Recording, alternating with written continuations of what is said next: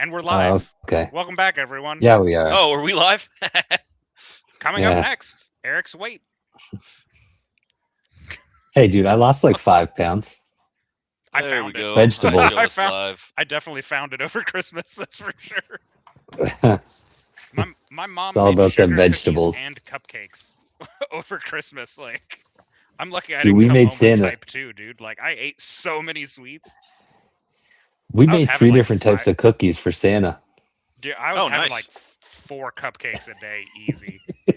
Like, no hesitation. I was just wolfing them things down, man. And on that note, hi everybody. Yeah, welcome hi, everybody. to Crossing the Nerdverse. We're a little ad-libbing on this one. Yep. As we did not have a script prepared, but we're excited to have everybody. Yeah, stoked it's to be good- back. It's good to be back. First show of the new year. Exciting. Glad we're super professional about it and everything's going well. We never have been. I don't know why Ryan's like shocked. Like, oh, it is super professional. Like, I'm sorry. When were we ever? I mean, once in a while, like every now and then. I haven't even shared it so people Not without know James I'm working here, on we're it. not. I can tell you how much that is the man that keeps this train on the tracks, and he's having Hey! so many technical difficulties. Survive is in the chat. Our first comment of 2026. What's up, Survive? Glad to have you here. No, actually, I'm going to continue on with our bizarre ad-libbed opening here. So, on the subject of cookies and that kind of stuff, I had this interesting debate with me and some of my closest friends over the holidays. So it turns out me and one of my friends are big fans of like the Little Debbie cakes, right? They always come in like Christmas trees or whatever holiday image you have at the time. And they're just that basic little like white frosting and sprinkles, cream in the middle cake. Yeah. Right? So I'm a big fan of those. I enjoy those. I only allow myself to purchase them every now and then. But I like them. Well, it turns out our friend group is kind of split almost right down the middle, which is weird because we have 5. But the 2 bakers in our group, the 2 like I don't know how to put it, they can cook. They're kitchen skilled individuals, cannot stand them. They think they're absolutely disgusting. The Little Debbie cakes? Yeah, they can't stand them. They're not disgusting. They're packed full of things that are terrible for you. Oh, like, yeah. It's no one, contest. Yeah, it's one big. They're boxes of bad health, but It's how they started diabetes. Like that's just it. I'll crush those little Christmas tree cakes. Oh yeah. Yeah, they have that fake day. vanilla cream filling in the middle that I'm sure is nothing but raw sugar and preservatives. It's just raw sugar and plastic, yeah. Yeah, yeah. I'm gonna die with so much microplastic in me from stuff like that because like I'll chew on that package to get all the frosting off. No, exactly. Fuck, yeah. I was a huge fan of those. I like. They're so good. Cakes. They're so bad for you. Actually, do you know what my big weakness is? What do you got? We're talking about confectionaries that get us Vegetables. No, I actually love working vegetables. out. I love all food. I box twice a week. I work out more than you do. Definitely work out more than I do. I wasn't gonna say anything.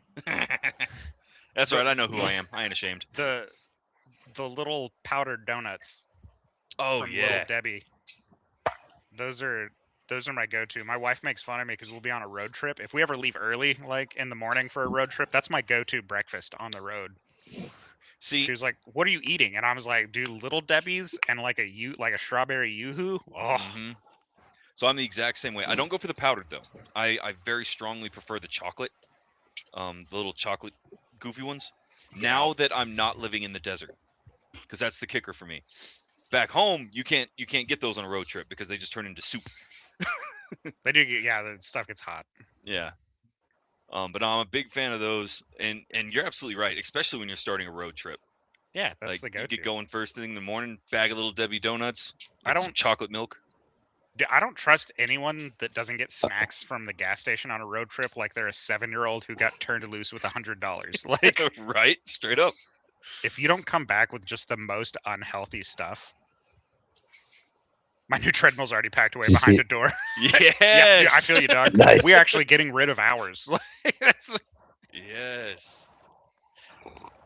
Oh no, that's but okay, let's get to some. Let's get to some real talk. Let's get to some. Yeah, a little bit. We don't like not too crazy. So a lot happened over the last like month and a half. Right. We went on I break would and have to say, hit the fan. yeah, I have to say the most exciting thing out of it all is probably everybody's seen it is the Doomsday.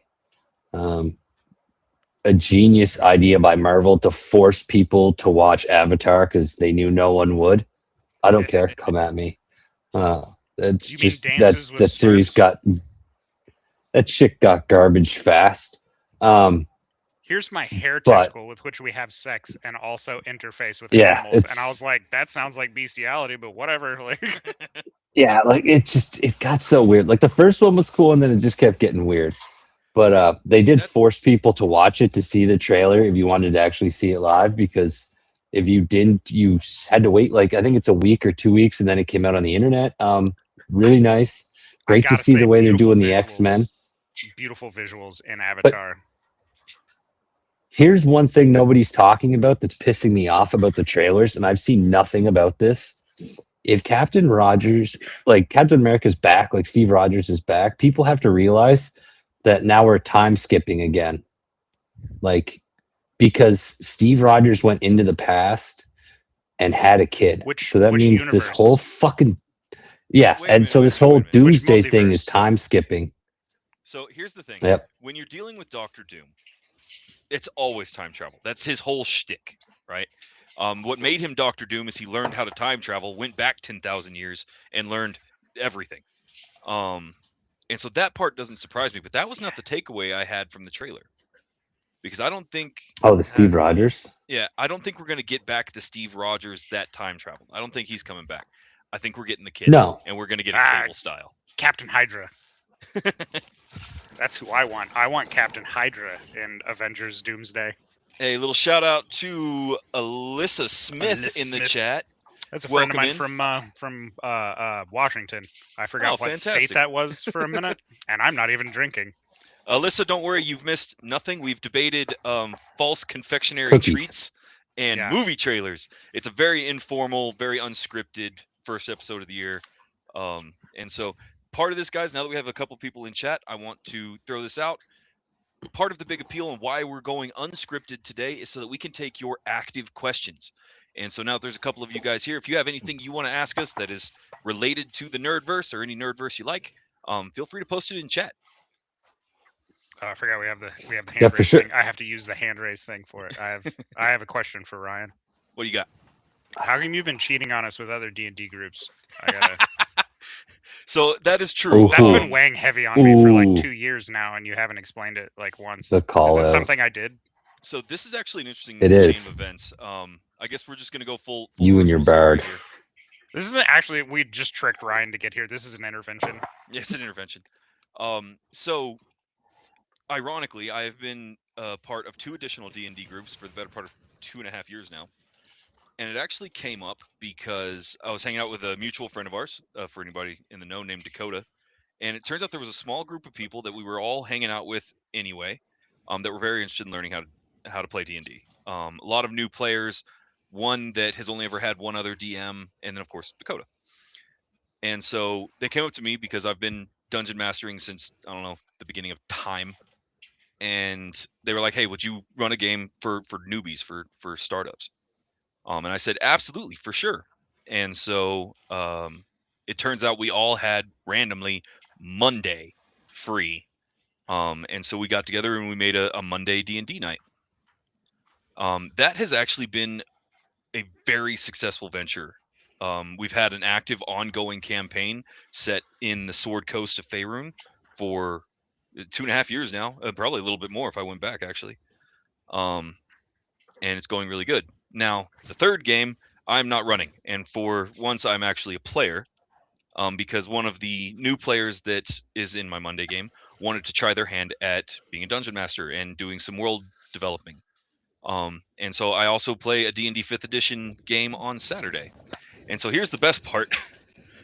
Travis and my Sunday, my main game, we are currently involved in Pathfinder 2. We've moved over to that system nearly exclusively. Very much enjoying Pathfinder 2 a lot. Very good. My Monday game is actually 2014 D&D 5th edition, and my Saturday game is D&D 5th edition 5.5, the 2024 re-release. And so they're all a little bit different. Too complicated. But fifth edition is not complicated. 5th edition is ridiculous. 5th edition. Here's the thing. 5th edition. Hold on. There's a question. Oh, we got a question from the chat. I have not watched any of the subsequent Avatars after the first because all they did was rip off Dances with Wolves, and I don't need to see that story again because I already saw it. Huh? How did they rip off Dances with Wolves? That is the whole plot of the first Avatar movie is just Dances with Wolves with blue people. Here's the thing. That, unfortunately, is fairly accurate if you boil it down enough. You don't even have to boil it down that far. But the whole process of Avatar, because here's the thing, I feel like I'm the only fan of the series ever. It's beautiful. Like No, this other person is. That's why they asked. Yeah, the visuals in Avatar are amazing. Well, and I very much I liked the story. Now, here's where I'm going to take a stance on the Dances with Wolves. It's very similar to Dances with Wolves, but the core concept of the commentary is backwards. In Dances with Wolves, it was about an acceptance of other cultures, embracing it, and moving forward harmoniously. That's not the case in Avatar. Avatar is an antagonistic stance against government and corporations. It's closer to Pocahontas. I mean, which I've also seen. So yeah, I think the first movie was absolutely fantastic. It was one of the first movies I actually saw in what is it called, IMAX, and it blew my mind. I thought it was beautiful. There are a few elements of the movie, as there are in every fandom, that are unusual and can make people uncomfortable. Travis brought up one earlier with the nerve tails. The hair thing freaks me out. A lot of people cannot accept that. They can't get around that because it's too deviated from our current culture. And so the affiliations that we make with ourselves and how we socialize and how we, develop dependency and intimacy with others is different than this. Something into something else. It's different from an alien species.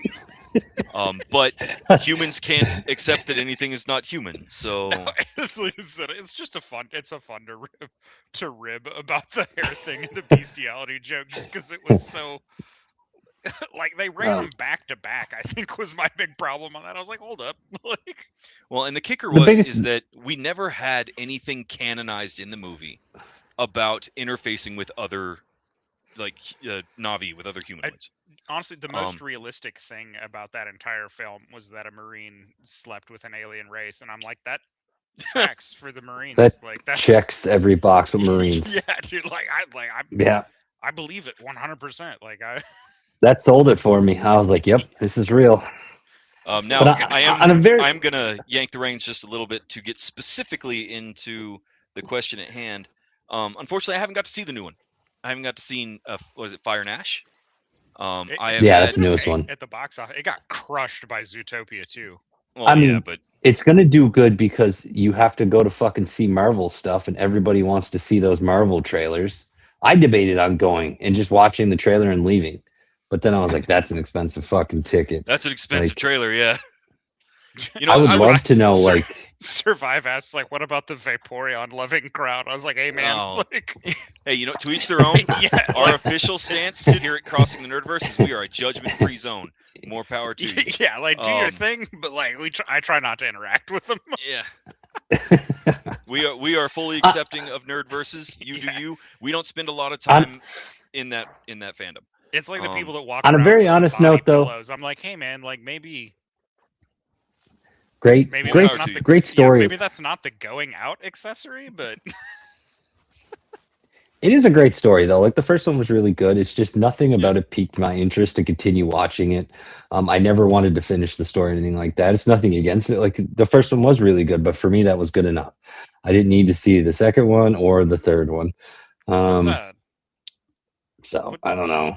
What movies did you guys go see? I know Ryan's a big on going to the theater guy. I am too, but it's really hard when you have a baby. Yeah, especially because the little man's what? He just turned 2. Just put him in the popcorn box. Like that's a rough age to be taking kids to the theater. I actually got extremely. He cannot even sit still through a 15-minute episode of Spider-Man. Like I actually got dude, very, my very lucky. 8-year-old can't do it. Don't worry. I got very lucky with my kids. Both my kids really love going to the movie theater.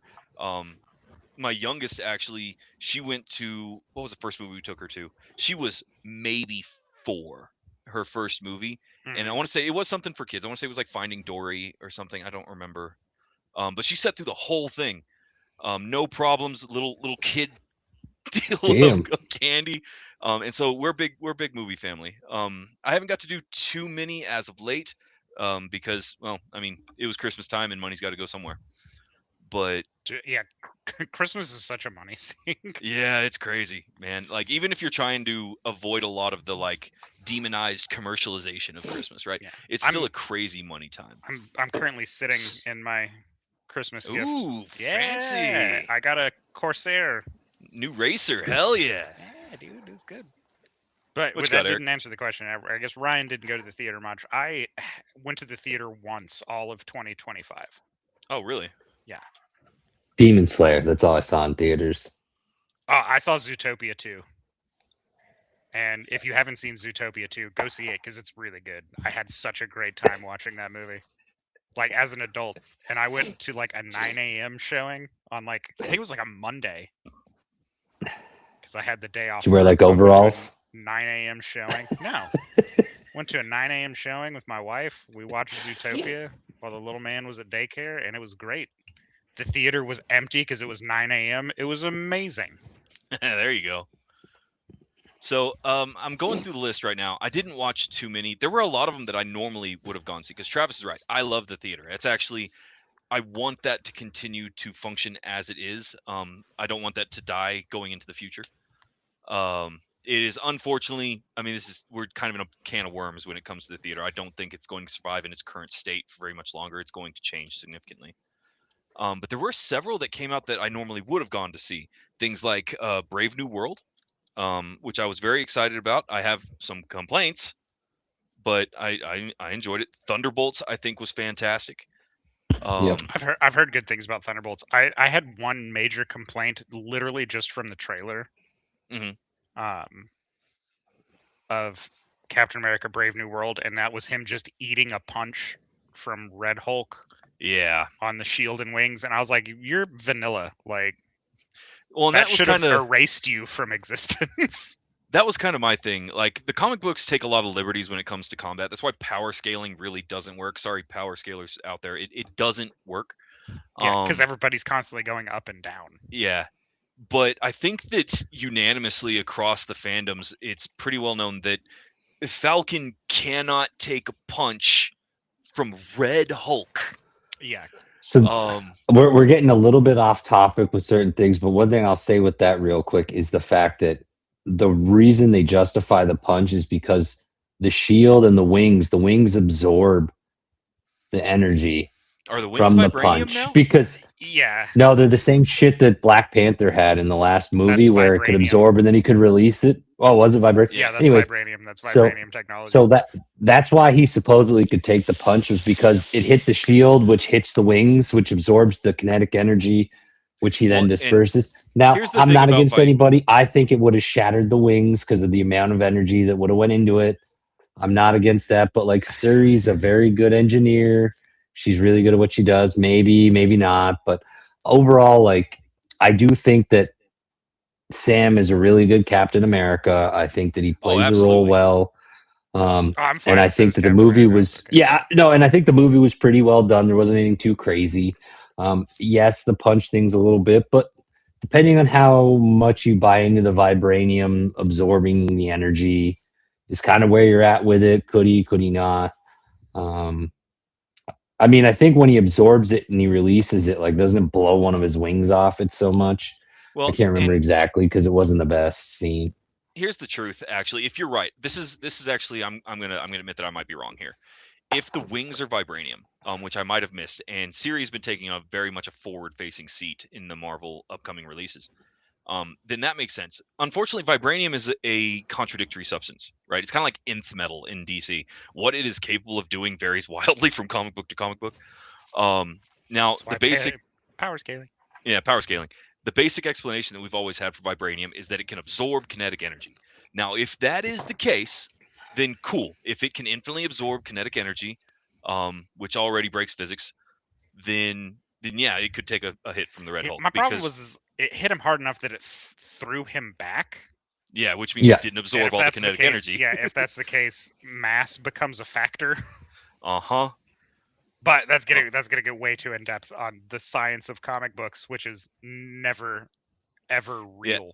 Yeah. I'm gonna have one shout out because as far as all the comic books that I've read, there are several that try to keep it, what's the term? I guess hard sci-fi, make the science make sense. Sure. And the only one I've seen that puts serious effort into that is Flash. Sometimes more than others. But shout out to Flash, I guess. But yeah, no, I think Brave New World had the possibility of being very good. I'm going to admit this is a funny story.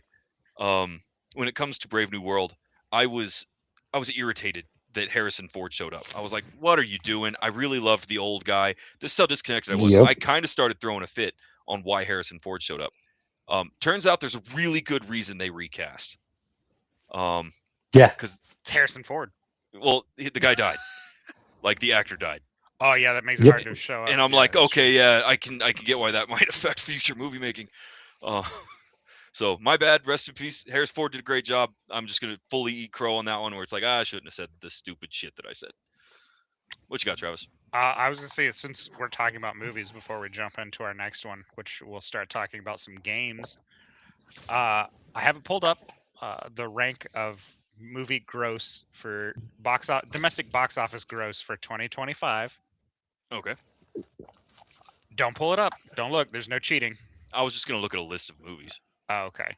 No, just go. I'm good. I got this. What's the number one movie for 2025? Number one? I'm gonna see if either one of you guys can guess it, or if anyone in the chat can guess it. Number one without looking. I would guess it's Superman. It's got to be, right? That's my movie for 2025. Was that both of you guys' pick? You guys both locking in on Superman? No, because there's too many haters for Superman, right? Like the Zack Snyder fans disliked Gunn's DC takes a lot. So but, Superman was third. Superman was third? Oh. Third. It did really well. It's third. Alyssa, I'm actually with you. I also would like to see some more female superhero movies. I'm personally very, very excited for Supergirl coming out with Lobo. Sorry, we're getting off track, but we'll talk about that in a minute. All right, so what was number 2 then? Let's eliminate another one. Lilo and Stitch. What? That makes sense. It's a fucking great movie. Wow. Okay. It's Stitch. Oh, Hana means put your little sister up for adoption. Yeah, put her up for adoption and leave the country. Here's my thing. The reason it's not that Lilo and Stitch is a bad movie. I think that it's fine. I'm glad there's an incarnation for the newer generations. I think the classic one is fine. I'm surprised Lilo and Stitch beat out How to Train Your Dragon. How to Train Your Dragon was number 9. Oh, barely cracked the top 10. I knew that. It wouldn't make a good live action movie. Sorry. Wow. See, I haven't watched that one yet either, but I've heard that it is one of the best live action adaptations they've had. You guys are forgetting a dead ringer. Oh, all right. What do we got? What was number 1? I don't fucking know. Minecraft. Oh, Jack Black, Jason Momoa carried that whole movie. Number 1. And it's oh my god, by a narrow margin. Lilo and Stitch. So box office gross 423,949,000 for Minecraft. Lilo and Stitch 423,778,000. So less than $1 million between the two. Wow. Hey, call out. Yeah, Sarah called it. Minecraft. Yep. Number called 1. It out. So yeah, number 1 right. Minecraft, number 2 Lilo and Stitch, number 3 Superman, 4 Jurassic Park, 5 Zootopia. I actually expected Zootopia. Dude, I can't believe Jurassic Park did well.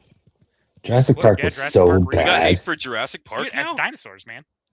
It's sci-fi but dinosaurs. It's so bad. Like, stop mixing dinosaurs. Like, what the fuck? We're doing inbreeding dinosaurs now. Like, it's getting stupid. They do that in real life. Like, we do that with domesticated animals all the time. It's just a monster movie. Genetic traits. It'd be like telling them to stop making Pokemon games. Yeah, it's straight up just. It's just Pokemon's so much different. But I still haven't seen the Minecraft movie, could. but everyone I've talked to this scene is like, you should watch it. It's right, on my list, Sarah. Here's my thing about the Minecraft movie. I watched it several times, in point of fact. I am irritated by one. So here's the thing. Whether you are a part of a fandom or not a part of a fandom, right? I am not one that's going to trash your fandom unless it really, really deserved it. And I know that my stance on it is very much just to not be a toxic part of the community, right? Eric does not have that stance. But truly depends on what it is. I'm not going to bash on any particular fandom. The Minecraft movie, like I said, everything I've heard has been positive. I watched it. I did enjoy it. It was definitely meant for a younger audience. And what I mean by that isn't necessarily kids, even though a large part of the movie was made for kids. It was made for like 15 teenager meme lords is kind of what it was made for. And so into your early 20s, so that 15 to 25 age bracket is really where the Minecraft movie solidified. But and you can tell. I'm gonna do the hard yank on the reins. We're going to a new topic. Games of 2025. All right, if we're gonna open up games, we might as well talk about the Game Awards and the sweep that Claire Obscura had. Claire Obscura Expedition 33, yeah, pretty much just took the show. Lost game of the year because they used AI. This is a weird one because they used AI, and that's true. Now, we take a stance here across the Nerdverse. When it comes to art generation, guys, we do not do with AI. We don't endorse it. It's not great. It's destroying the environment. It's not art. However, their use of AI that disqualified them actually makes me hesitate. And I want y'all's opinion on it. So their use of AI was actually in placeholder pre-development. They used AI to generate a background for the gameplay during early stages of development, before it was even ever open to the public or announced. That was later pulled out and exchanged with artists rendered and created backgrounds and game assets. And nothing in the game that was released was AI generated. I actually don't feel that should have disqualified them. So I'm going to let everybody know right now, one thing to slightly contradict you, Ryan. I have used AI. I don't use it a lot, but I do use it because, one, I have a job, 2 kids that play in a lot of sports and different things. So, and I am not artistic. Yeah, you've got now 2 hockey players now, don't you? So we don't use. I use AI generally speaking to help fill in gaps and things of that nature, and I also use it to help a little bit with a lot of with some of our visuals. Like if you look, our logo is totally me. Generally, most of our marketing stuff is totally me. But I will say, just like Obscura, which is why I don't have an issue with it, I do use it to get ideas and different things like that. I think the only thing I have used that's AI generated is the spaceship on some of our stuff. So like that cool spaceship thing on some of our recent stuff, that recent spaceship I did that was like our Nerdverse ship thing I'm trying to like build on. That is AI done just because I can't draw. I can't. Again, there's a lot of stuff. Stance on it. If we come down to it, it lands in a very easy place for me. Because now, for anybody that wants some interesting information, I'm actually going to plug. This is not a sponsored part of this channel, obviously. Mark Fishbach from Markiplier on YouTube opened up and started. Survive just accused us of using the color blue. So there is a nonprofit organization that is doing research and advocacy for rights around AI called Real Good AI. And what they're doing is they're trying to educate the public on AI and what it's used for and put more regulations on its wild use of generative art. They don't want generative AI because it will kill the art industry. I don't like generative AI. If I'm going to be using AI, and now that it's here, we all have to accept that it's here. It's now part of our lives. It's not going anywhere. Hi, Skynet. Yeah, hi, Skynet. AI should be doing my dishes so that I can work on my art. It should not be doing my art so that I can do my dishes. Did you do your dishes, though? No. That's my stance on AI. I think AI has a lot of great applications in the world. I think it's going to be very, very useful, especially for collating an epic amount of data or rapidly searching an epic amount of data, amongst other things. It's going to be great to use in a lot of professional agencies. I don't believe that we should be using it for any kind of generative art. because there's plenty of artists that desperately need the attention. And I recognize in our situation, especially because when we're getting our feet underneath us and get us going, this is now our how long have we been doing this, guys? 2 years? This is year 3. Year three. So it's year 4th of me doing it, but year 3 that us have been together. And so I would much rather, like, let's take the spaceship, for example. I would much rather have a shitty one that I drew or that you drew up there. I can draw one and we can get... Yeah, I will be happy to make our images personally. We can get a lot of traction on what it's supposed to be if I draw it. But so anyway, to get back on track for the main bill, that's where Clair Obscura lands in a weird place for me. They used it as part of the developmental tool, but they still paid artists to come in. They still had a team render and create everything, and it's weird to have it disqualified for something like that. And I don't know exactly how I feel about it. There's a weird game. I'm indifferent. Like I said, AI is here. Obviously, I don't want it generating my video games in the same way that I don't want it drawing me a picture. But I mean, it is what it is. It's a tool to be utilized in the right hands. It's obviously a good tool. In the wrong hands, it's obviously a bad tool. Yeah. At the end of the day, here's the big thing, and a lot of places are doing this. If you use AI on your stuff, you're supposed to label it so it says that. Like, I'm pretty sure on so that's the big thing. Unfortunately, like, I get it, like, artists need work and stuff like that, but AI's not going anywhere. I'm not going to not use it. Like, if I can pay artists to do it later in life, like, sure, I'll do that. Like, if I can afford it. But at the end of the day, like, the thing is just it's here. It's legitimately is not going anywhere. You have to learn to make your art better than what AI is and continue doing something with. We're gonna get into a deep philosophical debate on this, and in all honesty, it's gonna get us nowhere. So I'm gonna yank the reins away from Clair Obscura 3, because I mean, at the end of the day, like, Eric, I know you're always down for a good argument, but it's not gonna get us anywhere. So, yeah. All right, so back on track. So Clair Obscura, basically, it did sweep the Game Awards. It did very well, and from everything I've seen, it's a very highly rated game. It's a great game. I played it. Absolutely fantastic. There's one on this list that I'm looking at that I wholeheartedly disagree with. Doom. Of top games of 2025. No, Doom. Doom was a good game. I've played little snippets of it. It's not bad. Did you like it? I do like it. I like every Doom game. Big man with gun kill demons. Stomp. There's nothing not to enjoy about that. It's the same reason that I love Space Marine 2 so much, is because sometimes I just want to switch my brain off and go stomp with my friends. Absolutely. It makes salamanders. You can. Actually, they've got like a pre-built sniper skin for the salamanders on Space Marine 2. But Assassin's Creed Shadows, I don't think it should be on the top list for games of 2025. Ooh. It's really? I bought it. I bought into the hype. I purchased it, right? I played it. The story was it felt so forced. You know what I mean? Like, they were like, you should really like this character. And I was like, well, I don't know if I like this character. And they're like, no, you should really like this character. They made some changes to the way combat is conducted, and they've done the thing that I hate the most out of the newest generation of Assassin's Creed games. And that's when I catch someone by surprise, it turns out they just can't be surprised. And I hate that, because the game is called Assassin's Creed. Now, if I get caught on my way to sneak up to somebody and it turns into a melee, so be it. I got caught. I should have been a better assassin. But when I leap down from a tree, leading with my sword, and the person just eerily sidesteps and then catches me and yeets me into a building, I don't like that.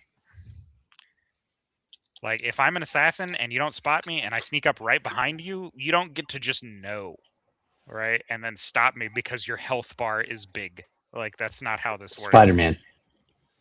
So, like, I should be able to take that person out, or at least do some sort of damage to him, even if it's not an instant kill. So here's the end of the day. I don't like that game. That was not the best Assassin's Creed game of 2025, because the best Assassin's Creed game of 2025 was Indiana Jones and the Great Circle. Oh, Indiana Jones and the Great Circle was so good. That was the best free game heard. I downloaded in a very long time. I played the crap out of that game. It's so the story's good, the puzzle solving's good, the voice acting is amazing. Yeah, I didn't find a downside. Like some of the controls got a little wonky on the stealth. That's free. But yeah, I didn't mind. It's free. It's fine. I will absolutely be honest. I know what my game of 2025 is. I know what my absolute favorite release was. And I think we can take a moment to all appreciate the fact that 2025 was a badass year for gaming. Kingmaker for Fantasy Grounds. That's been my number one for 2025. That was right. But no, mine is Blueprints. Blueprint. It's on this list of like really highly rated. Did it make it? Fantastic. Yeah, then it was like in the mid-teens, I think, on this list of 50. So yeah, Blueprints did something that games haven't done for me in a very, very long time. Get you drawed in. Yeah, it gets me drawn in. You get obsessed with it. The Final Fantasy Tactics game that released in 2025 also did amazing. Fantastic. Yeah, I'm always glad when. Guess what the number one streamed video game for 2025 was? This should be an easy one. If you guys don't get this, I'm kicking you both out of the show. And he got it in one. Yeah, I was like, this is fairly straightforward. Which I think makes that the number one streamed game like 4 years in a row now. I believe that's probably accurate. Yeah, it lost its throne briefly in 2025 to Monster Hunter. Did it? Interesting. Yeah, okay. But again, Monster Hunter petered out, and Fortnite was always there. Mm-hmm. Every games will always do that. Like it's a new game hype that'll bring everybody to it, and then you just go back to old faithful. The release on Monster Hunter Wilds was amazing. That game was so good. It's the first time I ever bought a Monster Hunter game on release. It was so good. God, the hammer was so amazing.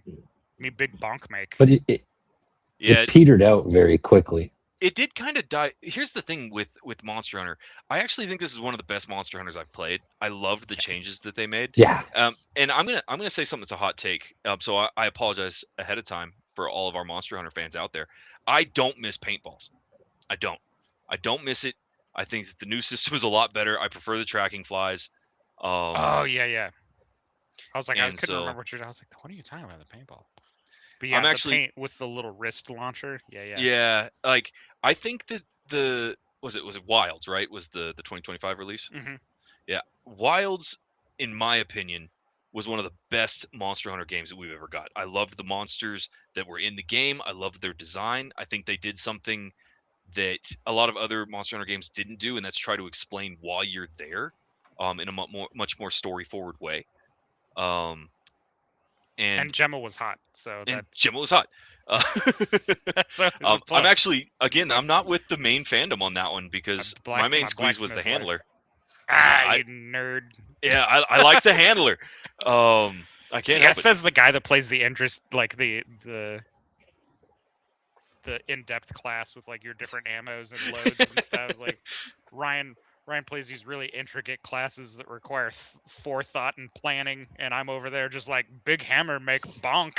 Oh, that actually is going to bring up to a point. So this game allows me to combine both my bow and my hunting horn, which I think is awesome. How did you feel about dual wielding in the game?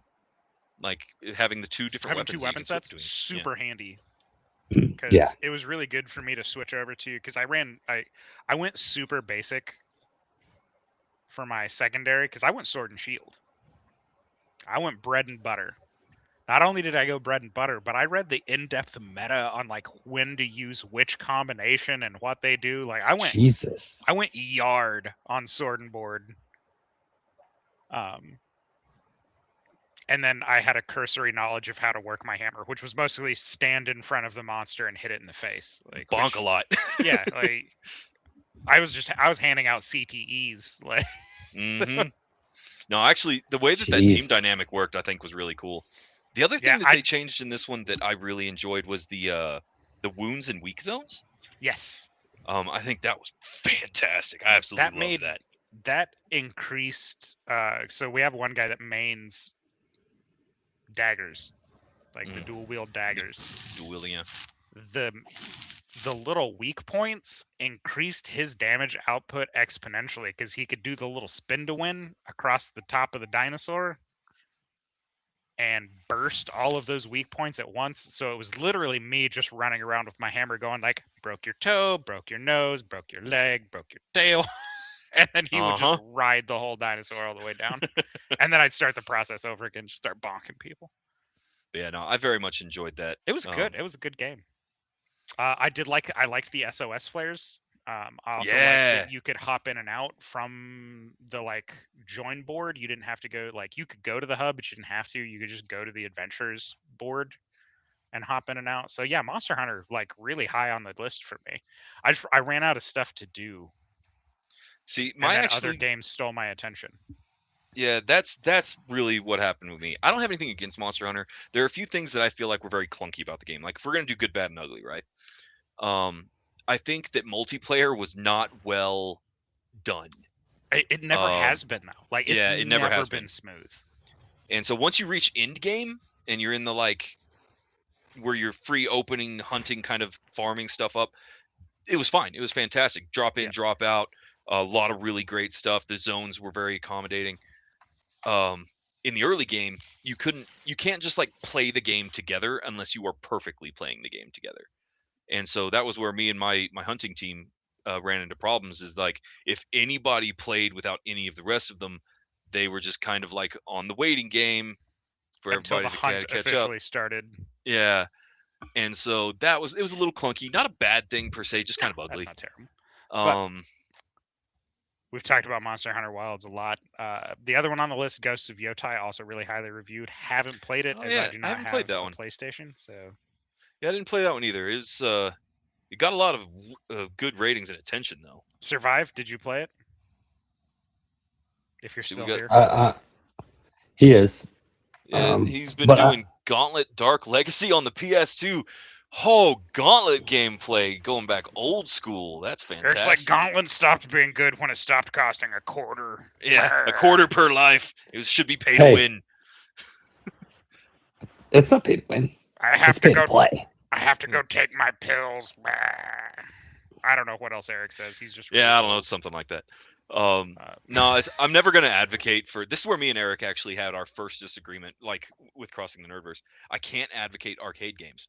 I think they were a scam to get as much money out of people as humanly possible. Yeah, and it worked because I remember me and you spending so many quarters on arcade games. So. God knows how much money we spent in the arcade. It's absurd. But you're not looking at all the upsides to arcades, like all the socializing and all the different things that happened with it. Like it was a great time. Like you'd go out and you'd play with buddies, you'd meet new people, trash talk. Like there's all kinds of upsides, and it was like a quarter a fucking game. No, like it's better than sitting in your house on your cell phone today. Like I'm playing fucking Castle something, and you don't see anybody. Here's what it was. First off, I did not come from a family that had an epic amount of quarters. When I had them, it was fantastic, but we didn't always have access to just money. Additionally, I think me and you had very different experiences in the arcade because anybody that went to the arcade to hang out with other people was beating the shit out of the nerds there and taking their stuff. What town did you go to? Because I don't recall that. The only place I remember there being an arcade was the Pizza Hut. No. And nobody ever did that to me. The ET that was across the street from West Main Baptist Church had an arcade set up. It later became Hastings down the line. I remember Hastings. So before Hastings, that whole block was R.I.P. Hastings, by the way. That was the store to go to. That was the store to go to. Man. Sorry, I'm looking at the list of top games, and Survive, Eric and I are both going to be very disappointed because Battlefield 6 is 15. Ooh. So I didn't actually play Battlefield 6. Was it good? Amazing. This is a really good game. I haven't gotten to play it yet. I played it when they did their free weekend, and I contemplated getting back into shooters. Yeah. Actually, I have a whole thing I wanted to talk to you guys about that when it comes to shooters here in a minute. But yeah, I think it got a fair amount of attention. It kind of buzzed on social media for a little while and then fed into the background.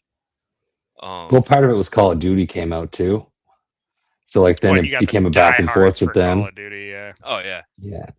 Arc Raiders. Like Call of Duty could release like stick figures, and like there's just some people that'll still fucking play that game. Oh, 100%. I do really want to get into Arc Raiders. Like once my internet's better. That's probably the next game I'll purchase because it's not expensive. I'm pretty sure it's like $40 or something like that.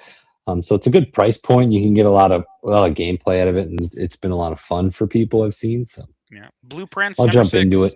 Yeah, Blueprints made top 10, baby. Game I never heard of it for Dispatch. Oh, Dispatch. So Dispatch was made by the same company that did like Wolf Among Us. Ad Hoc Studios. Ad Hoc Studios. Now, first off, the voice cast that they have for Dispatch is unbelievably good. But the story and animation in that was unbelievable. So if anybody enjoys single player games, that's actually where I stand out a lot for most of my friends. I enjoy single player games. Dispatch's story was more like watching a movie. The gameplay elements were fantastic. You're a dude that like deploys superheroes from an agency to take care of problems. And the cast was fantastic. The art was unbelievably good. I highly recommend Dispatch. Everybody should check out that Dispatch. So yeah, Dispatch 4, number 3. I would not have guessed if my life had depended on it. Nobody's gonna get it. Nobody's gonna get number 3. We've already talked about number 1, which was Clair Obscura. Number 3, was it a racing game? Was it Lemmings? It was not it's a platformer. A platformer? Oh, it's one of the Star Wars. Take a stab. Yeah, was it Outlaw? Nope. Was it Silksong? Nope. Silksong was in the like top 15. All right, just tell this guy. We got to get to Christmas Kong presents. Bonanza. There was a Donkey Kong game released in 2025 for the Switch 2. Donkey Kong Bonanza is number 3. Wow. Okay. Go platformers. I hope they didn't put any save slots in it. I hope you had to just beat the whole game in one go. Yeah. Donkey Kong games. I didn't even know there was a Donkey Kong release. That's wild. Go Donkey Kong. Number 2 was Hades 2, which I not shocked that was doing really well all year, and then Clair Obscura number 1. So. Which honestly, I didn't know there was a new Donkey Kong game out. I wouldn't have been able to guess that one. Yeah, I never would have guessed. Play Clair, it's good. The other one I didn't realize was going to be on the top 10 was Ball Pit at number 9. Death Stranding at number 8. The 100 Line, Last Line of Defense. Academy at number 7. Blueprints number 6. Ghost of Yotai 5. Dispatch 4, Donkey Kong 3, Hades 2 at 2, and then Clair Obscura number 1. So Silksong was 12. Okay. The new Mario Kart was 13, which the new Mario Kart's very good. In case you guys haven't played that one, played that one with my cousin. Hey, very good. Where did Deliverance land? Kingdom Come Deliverance. Not even in the top 20. Ooh, rough. That's a niche game, man. I guess it is a niche game, yeah. All right, rock on. Well, we do have a whole section here, guys, where we wanted to talk about cool gifts, Christmas gifts and activities that we performed over the holidays that fit into the Nerdverse. I know Eric's kind of chomping at the bit to get into that one. So, Eric, why don't you go ahead and fire us off? Did you get any cool, nerdy presents this year? So, yeah, I got some Transformer socks. It's a necessity of life. Absolutely. I like to wear my Transformers. Comfy nerdy socks. That was on our buy list for the episode. You guys have to go back. Yeah, absolutely. You should always have something nice to wear because it's cold wherever your man cave probably is because no one wants you to enjoy yourself. And then after that, I'm trying to think. Like I just so much randomness, hoodies, things like that. I didn't get any games this year. I didn't really want any though. I kind of bought myself some close to Christmas because they went on sale for Christmas. So I bought my NHL and my Clair Obscura. So I bought them for myself. But yeah, it was good. I just enjoyed buying my kids stuff. Like it was a lot of fun. So I've now discovered how to get around sports, parents. This is the key to get around sports. You buy them the gear they need for fucking holidays. That's what I'm doing. So every holiday they will be getting sports gear. That way it feeds in and I don't have to buy 2 gifts. Buying them nice sports gear, right? Oh yeah. Going all out, like yeah. Isn't one of your daughters? I'm getting my kids some pads. Yeah, she's getting new pads probably for her birthday next year. All the pictures. I don't have to. All the other kids out there that are just like, but I don't want to play sports, Granddad. Well, that's too damn bad. Dude, from talking to Eric, it's hard to keep the girls off the ice. Oh yeah, that's true. Kids want to be on it. We're competitive and we're Canadian, so like it goes hand in hand. So like, not the competitiveness. I feel like you picked that up from the American side of you. Probably, but Oh yeah, Hockey is they're definitely both Canadian. wild I feel with like it. that's a genetic I'm actually. trait. I think it's kind of cool. Both your kids are on the ice. I think that's awesome. And you know what? Well, if that's an area of interest, then those are fantastic gifts. Oh yeah, so ain't nothing wrong with that, fan. definitely buy sports gear stuff for your kids. It also gets on pricey, holidays, man. Pricey. Well, that's why I don't know why more parents don't do it. Like, why are you buying it when the season starts? Fuck that. Buy it for their birthday. Well, I'm gonna step in here and I'm gonna do a big shout out to Travis, because me and my fam got 2 games from Travis and his fam that my kids were ecstatic about. So thank you very much. I really appreciate it. I got to tell you the story of my shopping experience. Oh, hit me. So there's a place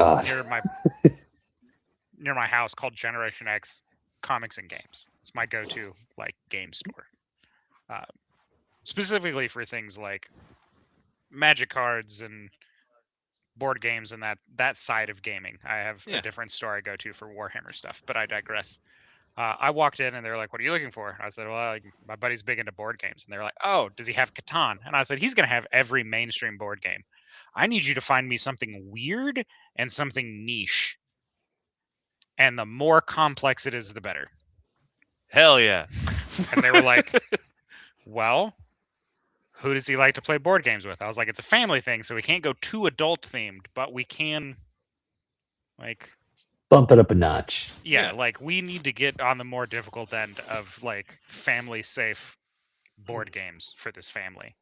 And so he comes up and he's like, "Well, the difficulty on this one's not very high, but it is extremely fun." And it was you play through the dinosaurs extinction card game. And as soon as I saw that, I was like, "That's it. That's one. That's sold. Going in the bag." Yeah, put that up at the counter. What else you got? And then they were just like, "Here's this very niche board game that we got some copies of because we helped fund the Kickstarter for it." And I was like, "Perfect, put it in the bag." Sold.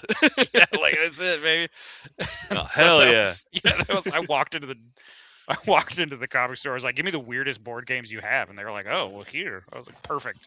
Well, that was a perfect way to do it, because those were both smash hits. I was reading the back of the little dinosaur one, and I was like, I could play this. No, that one's great. So here's this thing for anybody that's out there that's board games.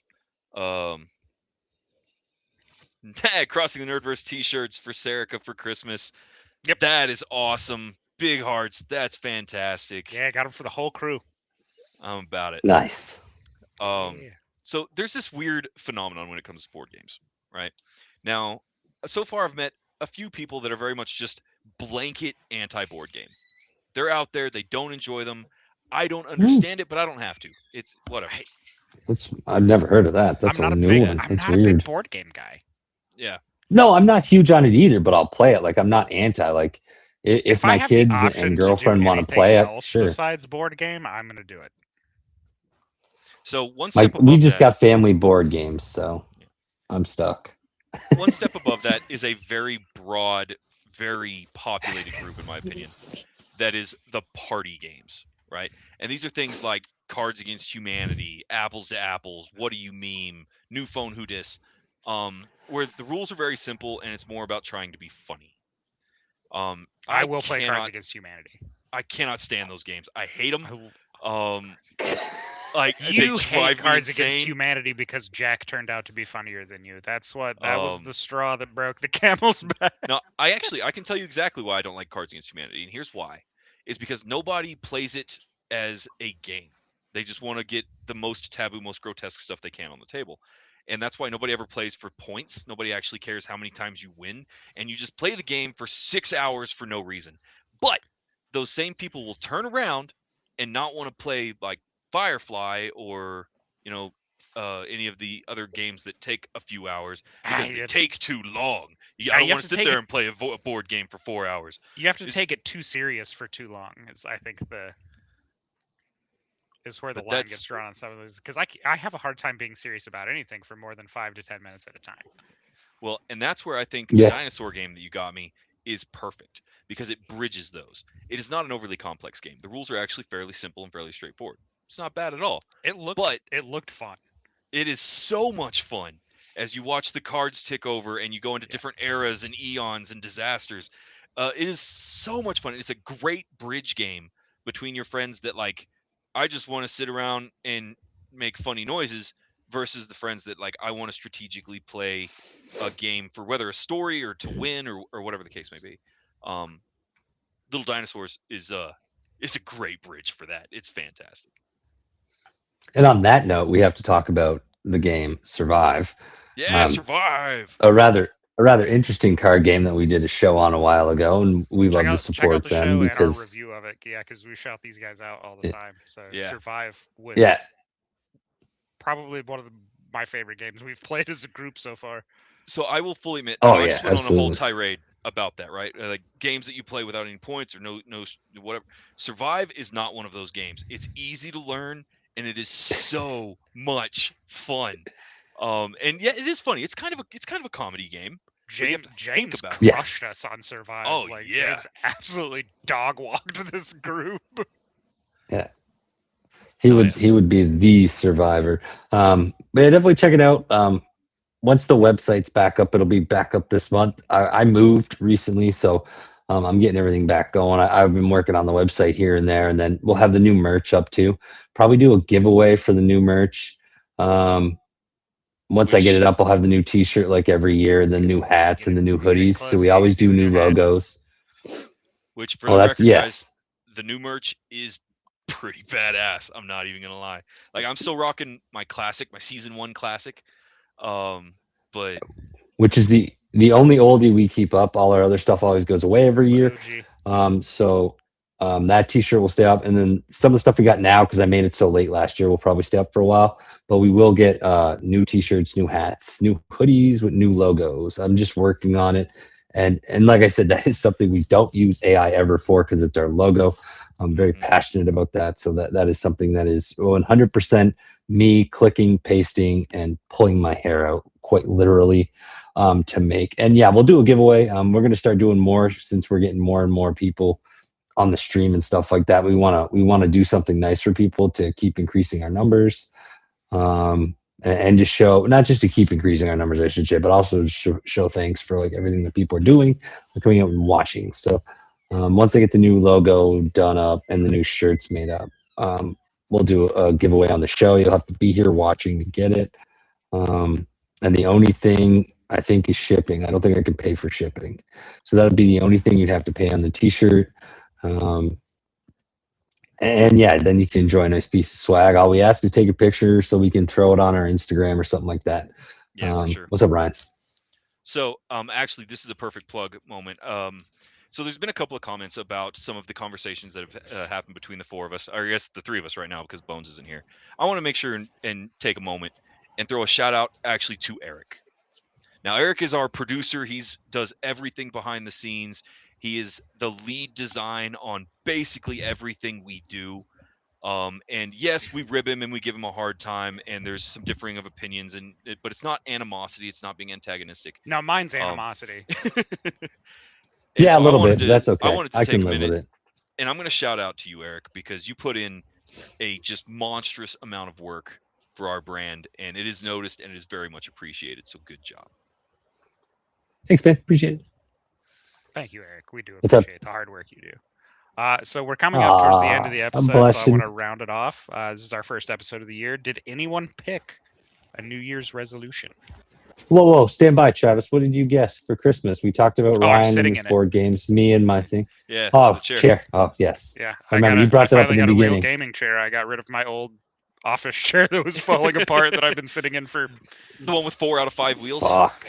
7 years. It had all of its wheels. It just didn't have all of the faux leather covering, and it was shedding on me so bad. Like, it was all cracked. And, yeah, it was getting to that stage where the faux leather was just like drying and cracking, and I would sit down and I'd be like, what is on the back of my head? And I would like kind of wipe my hand back across the back of my head, and just little black flakes from the fake leather would fall off on it. Yeah.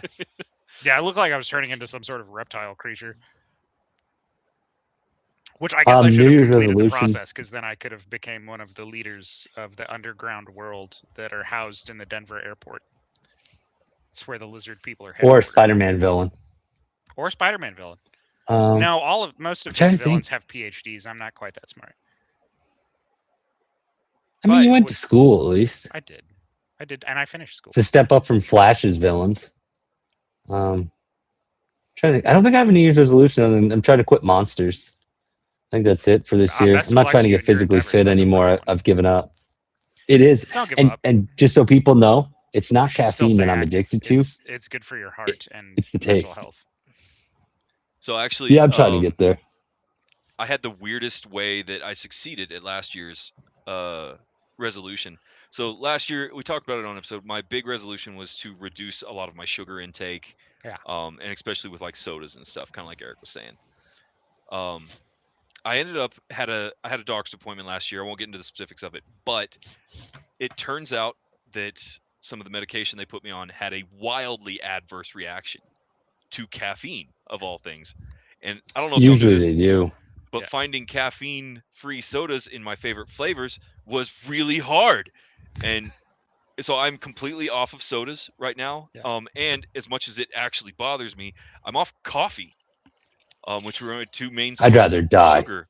I'm this is my biggest eat crow moment of 2025, probably of my life. And that's that I went and bought a box of decaf coffee. No, decaf's fine. I think it's good, like once in a while, so you don't have too much caffeine. I used to roast so hard on people that were on decaf. I was the biggest dick in the world about it. Where it's like, why are you drinking coffee if you're getting decaf? Whoops. So yeah. No, I don't get it in the morning. Like if you drink it, who had two you drink it in the morning, that doesn't make any sense. This guy. But no, yeah, I ended up picking up some decaf coffee and that kind of stuff. So any resolutions for the new year?